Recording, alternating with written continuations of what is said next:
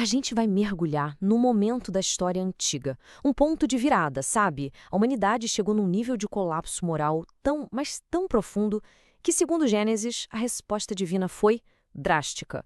Vamos entender o que acontece quando o mal simplesmente passa de todos os limites. E isso levanta uma pergunta que, olha, é bem pesada. Até onde o mal pode chegar, sabe? Será que existe um limite para a corrupção humana? A resposta que Gênesis dá pra gente é bem sombria e urgente. Imagina o cenário, um mundo que está desmoronando, uma sociedade, sei lá, sendo devorada pela própria escuridão. A gente está falando de gigantes violentos, da lei do mais forte reinando e de uma moralidade que basicamente não existia mais. Tá, mas como é que o mundo chegou nesse ponto? Aparentemente, a raiz de toda essa decadência foi uma fronteira que foi cruzada, uma união que era proibida, misteriosa e que acabou quebrando a barreira entre, digamos, o sagrado e o profano. E aí, o caos se instalou. E essa passagem é famosa por ser bem enigmática, né? Quem eram esses filhos de Deus? Bom, existem duas grandes interpretações. A mais antiga diz que eram anjos caídos que se uniram com mulheres humanas. Outra visão já fala que era a linhagem boa, a de Sete, que acabou se corrompendo ao se misturar com a linhagem de Caim. Mas olha, no fim das contas, o ponto principal é o mesmo. Não importa qual interpretação a gente siga, uma fronteira foi quebrada. E o resultado foi uma mistura que simplesmente não deveria ter acontecido. E o que saiu dessa união proibida? Os Nefilins. Só o nome em hebraico já dá um arrepio, né? Significa os caídos. Eles eram, basicamente, os tiranos violentos daquela época, que a história acabou chamando de gigantes. E a fama deles era tão assustadora que séculos depois, quando espiões de Israel encontraram os descendentes deles, o relato foi: a gente parecia gafanhoto perto deles. E para eles a gente também parecia.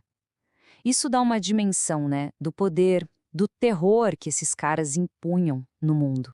Ok, o mundo tá um caos total. E como o criador reagiu a tudo isso? É aqui que a narrativa muda o foco e vai direto pro coração de Deus. E a reação, olha, não é de uma raiva fria, calculista, é uma tristeza profunda, sabe, dolorosa.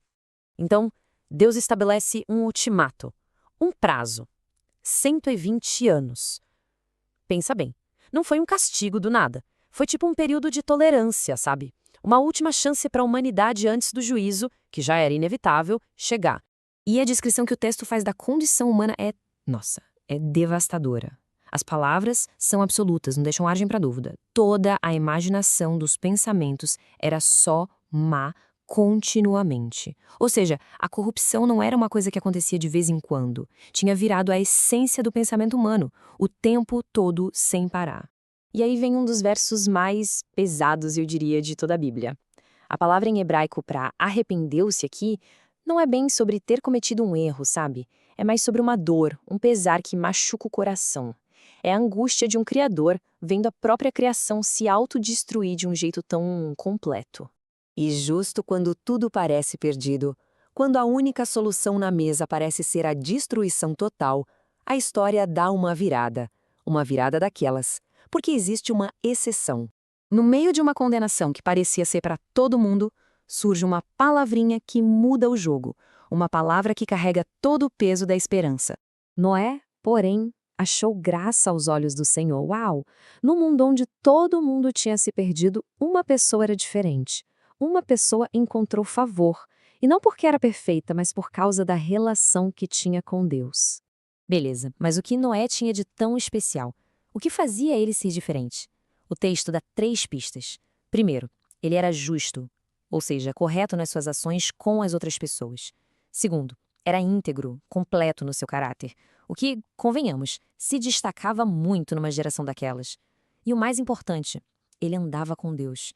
Mantinha uma relação de fidelidade num mundo que era o oposto disso. Certo, mas por que essa história, tão antiga, ainda importa pra gente hoje? É que ela traz lições muito fortes, que não têm prazo de validade, sabe? Sobre a natureza humana e sobre a justiça divina.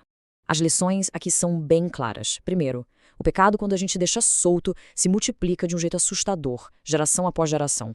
Segundo, A paciência de Deus, por maior que seja, tem um limite, e o juízo é uma consequência real da corrupção. Mas talvez a parte mais incrível seja esta: a fidelidade de uma única pessoa pode literalmente alterar o mundo. A história de Noé prova que dá sim para ser íntegro, mesmo quando tudo ao redor está desmoronando. E isso tudo nos deixa com uma pergunta que fica ecoando, né?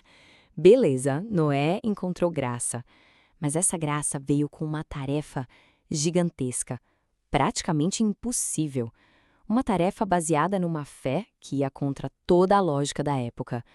Pensa bem, como é que se constrói uma arca para um dilúvio que ninguém nunca nem viu? Pois é, a história dele estava só começando.